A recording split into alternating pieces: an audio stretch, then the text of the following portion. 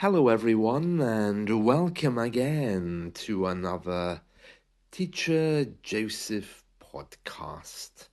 Today, we're going to look at accent reduction and how important it is.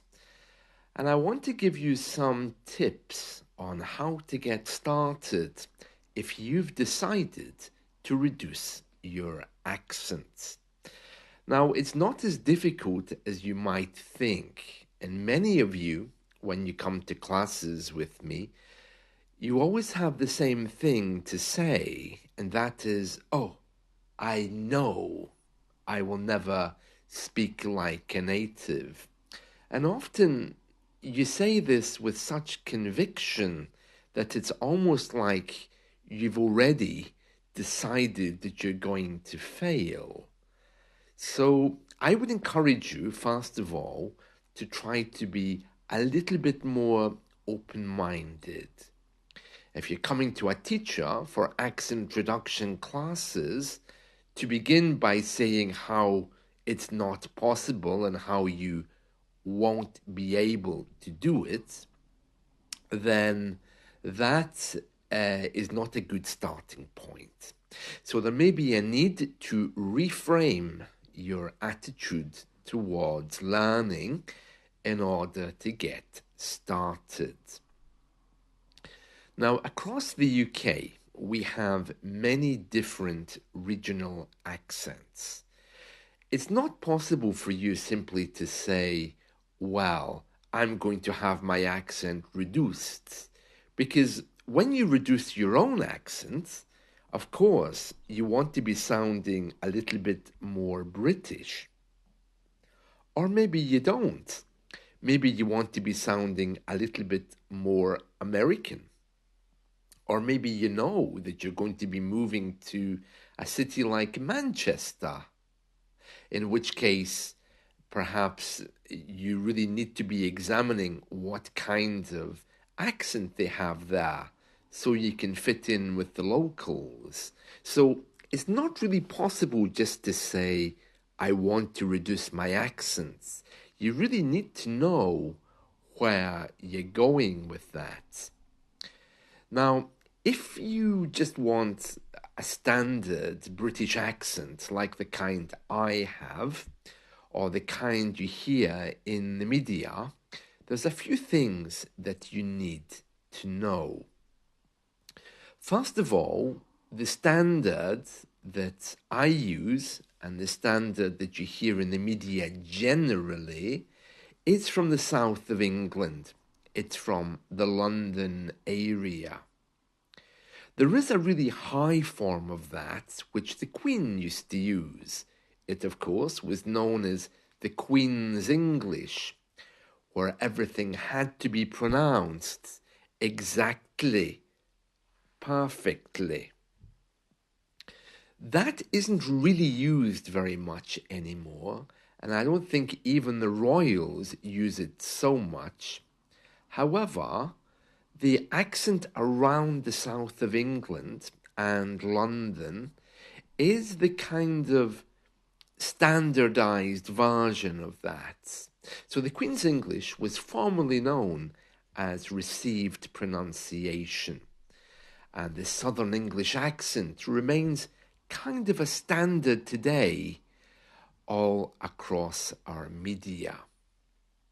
Now, bearing in mind that most of our media probably comes, historically at least, from London, and because London is our capital, we can understand why that is a standard.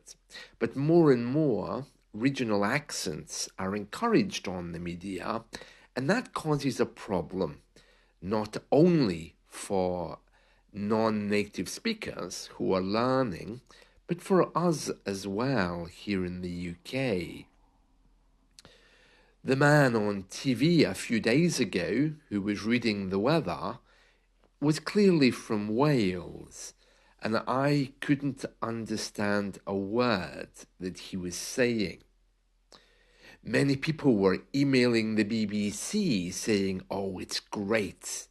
They now have regional accents celebrated on there. But I was thinking, well, actually, it's not so great if not everyone can understand what he's trying to say.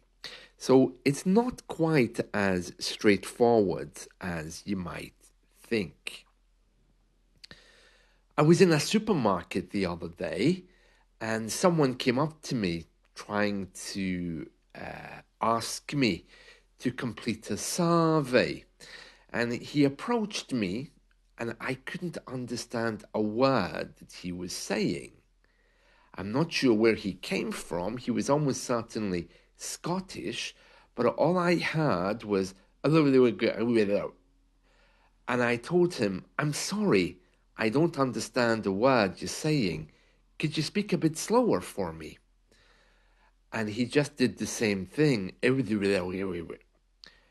again, I said to him, I'm really sorry, but I didn't catch any of that.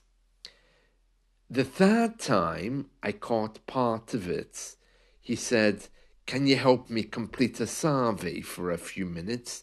And then he continued. And I said, okay, I get the bit you want me to help you with a survey. What else? And then finally, I was able to understand what he was asking. It wasn't really embarrassing for me because I deal with people all the time where I have to ask them to repeat what they're saying. But for him, it was quite embarrassing, and he looked a little bit shocked that I didn't understand his words. Around here, in the UK, generally, I would say, when an older person is talking to a younger man, it's quite often to refer to him as son. Even though he's not a relative, it's quite common to say, sorry, son, I don't understand what you're saying. I'm really sorry, son. Can you repeat that? What did you say, son? It's kind of like a friendly, colloquial way of creating a space to talk to someone.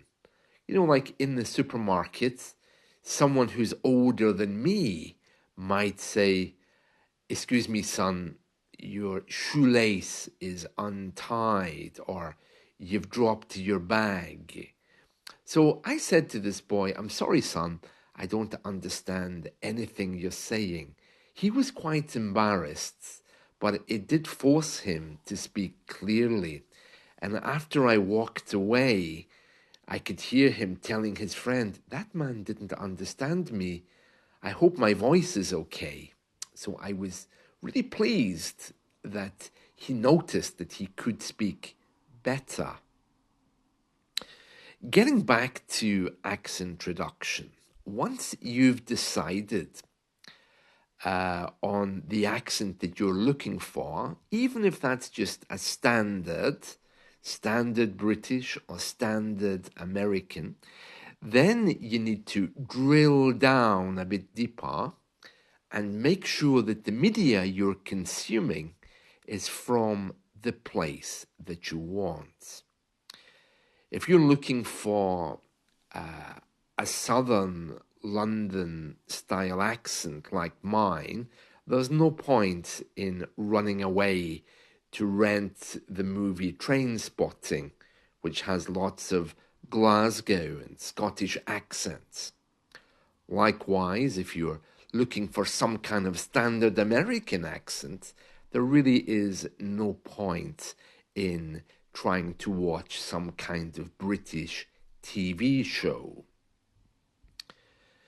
There's a saying in Britain which says, you are what you eat. And let's assume, in this case, that you're consuming media. That's the verb we use when we talk about watching media. What we're really saying is that whatever media you're watching, you're ultimately going to be speaking like that as you develop your own accent. Now, the first thing I want to tell you is put away the book. There are books out there which say, speak well in 14 days, speak better in 10 days. Although these books may be very well meaning, I really don't see how a book is in any way related or could be related to how you speak. Accent reduction is very simple. You simply have to imitate somebody that you're speaking. In the old days, it would be very simple. You would go to live in an area, and in order to integrate, you had no choice. They would simply tell you, okay, what's your name? Oh, your name is Lucas Vandrowski. Oh, we're not having any of that here. Let's just call you John Smith. And you would really be affirmed, forced to change, forced to understand before you were fired for not understanding. These days, of course, diversity is celebrated. People tell you who you are is the best thing.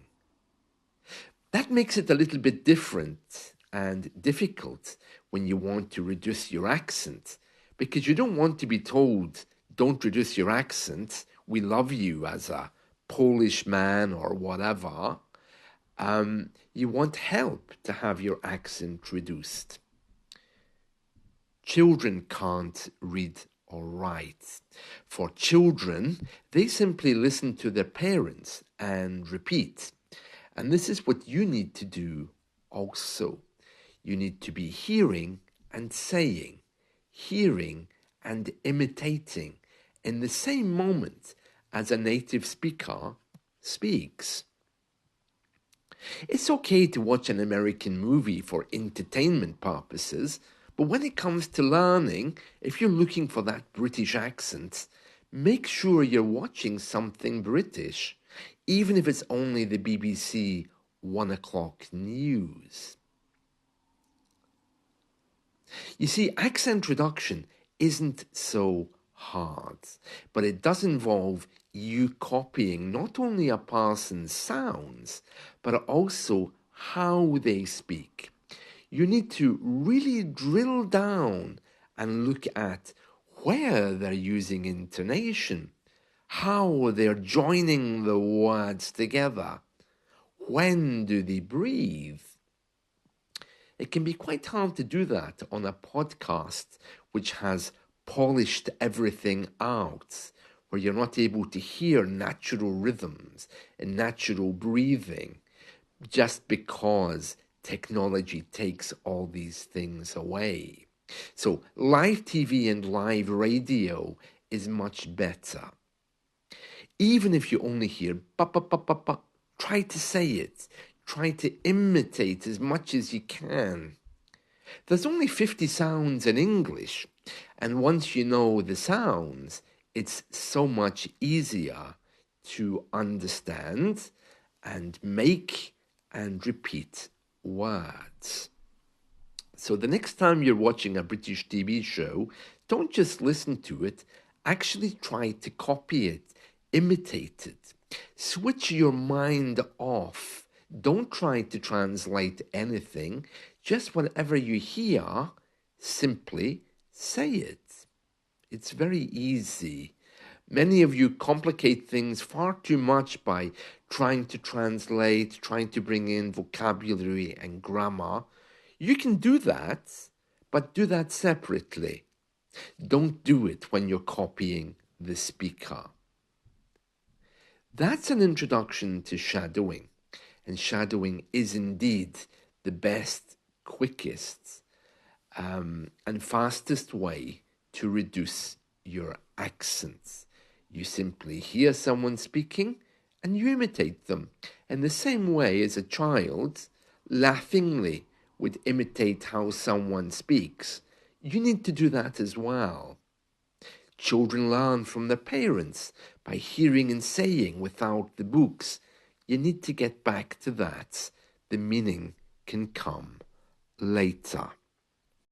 So just to recap then, make sure you have some good British material for studying. leave American material for entertainment purposes, if that's, the accent that you're trying to achieve, a British accent. Number one. Number two, make sure that for 20 minutes a day, you're imitating,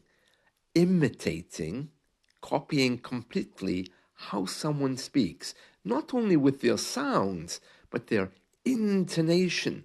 Be an observer. Stand outside looking in to this person and how they speak.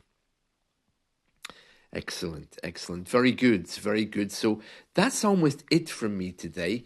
Just to tell you, if you were worried about Princess Catherine, she has been seen in a photo with her mother. So clearly she is a lot better than before.